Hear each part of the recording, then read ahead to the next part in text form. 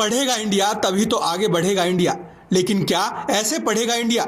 ये तस्वीर गुरुग्राम स्थित एक सरकारी स्कूल की बिल्डिंग की है जो एकदम जर्जर अवस्था में है। दरअसल विश्व के मानचित्र पर साइबर सिटी के रूप में अपनी पहचान बना चुके गुरुग्राम में कोई भी बच्चा निरक्षर न रहे, इसके लिए प्रदेश सरकार ने गवर्नमेंट स्कूलों की स्थापना की थी, लेकिन उनके रखरखाव पर कोई ध्यान नहीं दिया गया, जिसके चलते अधिकांश सरकारी स्कूल खंडहर में तब्दील हो गए। ये तस्वीर है भीमगढ़ खेड़ी के सीनियर सेकेंडरी स्कूल की। आप देख सकते हैं कि स्कूल की बिल्डिंग किस कदर खंडहर हो गई है। ऐसे में स्कूल के छात्र छात्राएं खुले आसमान के नीचे बैठकर ही शिक्षा लेने को मजबूर हो रहे हैं। मेरा नाम प्रिया है, मैं 11th आर्ट्स की स्टूडेंट हूँ। हम यहाँ पे बचपन से पढ़ रहे हैं, ये देख रहे हैं कि यहाँ पे बिल्डिंग बहुत ही ज़्यादा ख़राब है, झज्जर है, बहुत ज़्यादा डेंजरस हो जाता है हमारी उधर जाना। हमें मजबूरन हमें खुले में पढ़ना पड़ता है। बारिश के दिनों में बहुत दिक्कत हो जाती है, हम अच्छे से स्टडिंग नहीं कर पाते हैं। वो टॉयलेट वगैरह क्लियर साफ़ नहीं है पूरा। स्कूल में बिल्डिंग की कमी है, क्लासेस की कमी है और जो पीरियड्स लगते हैं उनमें हमें अलग अलग बैठना पड़ता है और हमें अलग अलग बैठना पड़ता है क्योंकि अगर हम इतने सारे बच्चे एक साथ नहीं बैठ सकते हैं। अगर एक साथ बैठेंगे तो फिर ये गर्मी का मौसम है और ज़्यादा, और ऊपर से पानी की कमी है। अगर हम पानी के पीने के लिए जाते हैं वहाँ पे भी पानी की बहुत कमी पड़ती है हमें।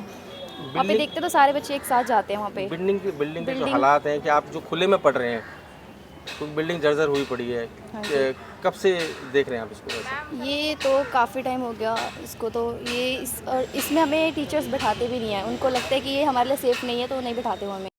मैं जी जोनी साहू RWA प्रधान, और हमने तो इसके लिए इतनी रिटर्न में लिखत में दे रखी है चिट्ठियाँ जिसका कोई समाधान नहीं हो रहा। सरकार बिल्कुल सोई हुई है, कोई काम करके राजी नहीं है। हमारी तो इल्तिजा और प्रार्थना है कि भाई इस काम को जल्दी से जल्दी करवा जाए, बच्चे मजबूर हैं।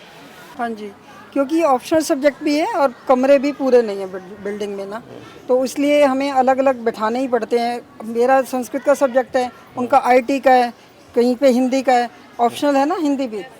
11th में हिंदी ऑप्शनल भी है, तो सभी मतलब पूरे सब्जेक्ट्स के लिए पूरे कमरे नहीं हैं, तो इसलिए इनको यहाँ बैठाना पड़ता है। खुले में हमें पढ़ाना है तो उनको कहीं ना कहीं तो हमें जगह देनी है। जो और बिल्डिंग के हालात हैं इसके, ये अगर ये कुछ कमरे भी बन जाएं तो भी बच्चों का कुछ अच्छा हो जाएगा कि कमरे में बैठ सकेंगे, पंखे चलेंगे, इलेक्ट्रिसिटी होगी पूरी तो पंखे में भी बैठेंगे। इतनी गर्मी है, बच्चों का मन भी नहीं करता है गर्मी में। ये सरकार की कमी की वजह से हो रहा है। 15 साल से जो बिल्डिंग बनी हुई जर्जर हालात में है, इसके लिए हम शासन प्रशासन से बहुत चिट्ठी पत्री कर चुके हैं, लेकिन कुछ भी अब तक कार्रवाई नहीं हो पा रही। CM विंडो तक हमने एप्लीकेशन लगा दी है, DC तक हमने मेल भेज दिया, चिट्ठी लिख दी है।